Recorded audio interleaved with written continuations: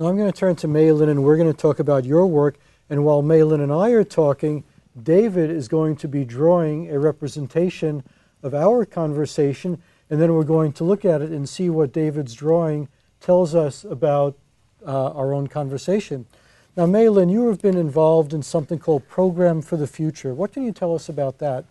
Well, Program for the Future was a conference really to celebrate Douglas Engelbart's mother of all demos, the kickoff of some of this internet revolution, when he demonstrated the mouse and hyperlinks and Windows in the year 1968 when everybody else was using punch cards.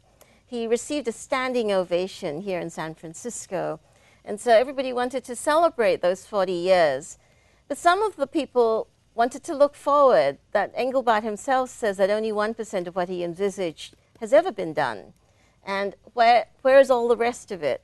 And then all the rest of it is really what we celebrated in the Program for the Future, which was highlighting the concept of tapping our collective wisdom, that we as humanity are far wiser than any one individual, and our civilization shows that.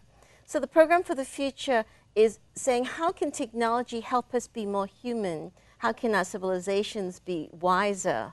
And I understand that you had a lot of graphic visualization as an important part of the program. What can you tell me about that? Yes, in fact, actually, may we show the Right, we have a video which shows this big mural that was part of the conference.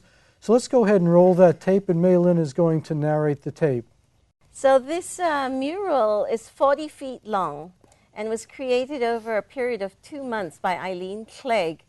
You are seeing this mural actually projected inside Second Life with an avatar of Valerie Landau, who wrote the book with Eileen Clegg of Douglas Engelbart's And Second Life is a reality game. Okay. Well, Second Life is a virtual world. Right. And so it was very interesting in Program for the Future how we were able to combine the virtual world and show a real world mural inside the virtual world. This mural actually looks at the waves of technology innovation that it actually took to create what we have today, which is a global connected world where people in Nigeria can talk to people in Haiti, and we in the US can be tapped into what's going on in China.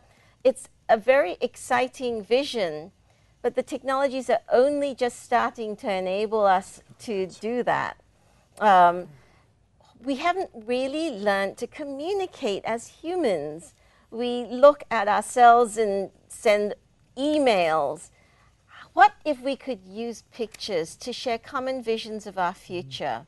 That's really the promise of the Program for the Future, that we can use technologies to coordinate. So is this mural still in use then? Are people still getting benefit from looking at this mural? I mean, is it all captured in PDF files, or is there some place where you can go and see the actual thing itself? Yes, there's a link to the mural. If you actually just Google Engelbart, E-N-G-E-L-B-A-R-T,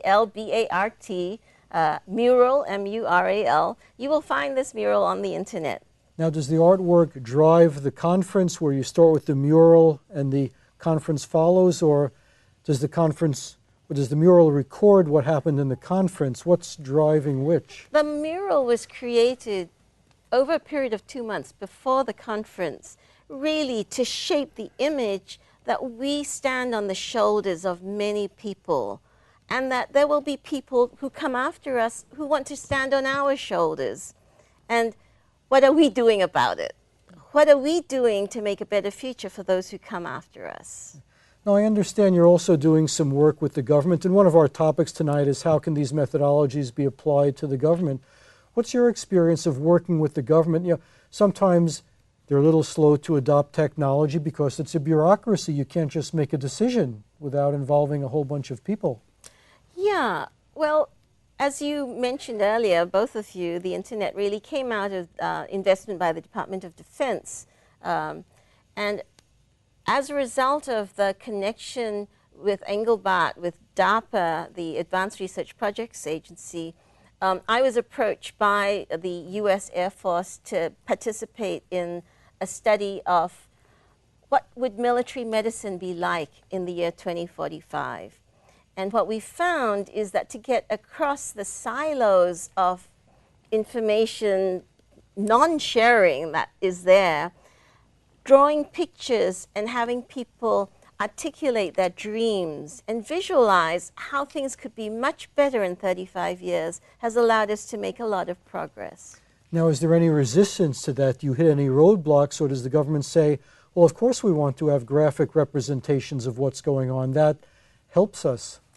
I think it's more just part of moving forward. So people aren't saying we must have graphic visualization or not. It's just that as I'm involved with the project, I bring in pictures and I insert them into our narratives. And that helps people remember what happened in that room. And the most wonderful thing about the work that I'm doing right now is that it's all about building trust between people who care about the future. The visuals allow us to remember that moment when we connected in that room, imagining a better future for our children and our children's children. That's such an important emotion to hold on to as we try and overcome all the obstacles to creating that better future. So are you saying that this results in closer personal connections as well? If people can see a common vision, then they feel closer to each other and are more willing to work together? Yes, in fact, the discussions have turned not only to emotional intelligence, but social intelligence, and surprisingly to me, spiritual intelligence. That when we talk about strategy, practice, and culture, we need all of these intelligence to bring to bear. We are humans, we tell stories, we draw pictures, but in the last 20 or 30 years, very little has been done to bring that very important part of ourselves into our day-to-day lives and our work.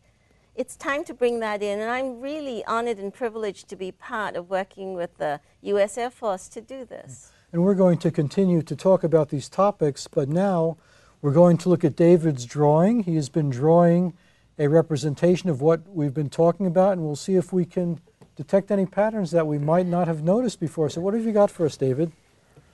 Well, Mei Lin was talking about her program for the future, which she said came out of celebrating Doug Engelbart's discovery of all these wonderful things having to do with the computer in 1968, where he invented Windows, the mouse, hypertext, and yet he feels just a fraction of that has been implemented. And so today the question is, where's the rest of it? Yes. And how can we tap our collective wisdom?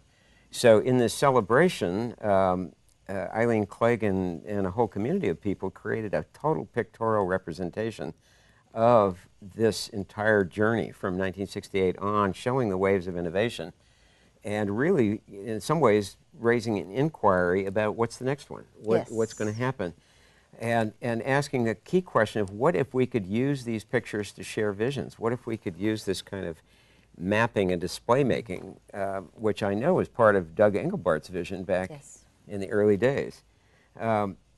She then went on, and you were asking about, what's driving this? Is the mural driving it, or what's driving it? And the point is to really make it clear that we stand on each other's shoulders as we're moving forward with this kind of a thing. And she's been doing this with the U.S. Air Force around the future of military medicine. And as people are meeting, Mei Lin is bringing in pictures, bringing in exercises and things that help them express themselves. And that as I was hearing you, that helps them remember, actually remember. It's interesting, the word remember is to re-physicalize the connection with each other, with these ideas, with this moment of vision. And that I heard you saying that it really integrates these intelligences, the spiritual intelligence, social, emotional intelligence, and brings the humanity back into the picture. Now, we're trying to develop a common vision. Do we all agree on the destination we're trying to get to, and we're trying to figure out how to get there, or are we still trying to figure out what the destination should be, or are we all trying to get to different destinations?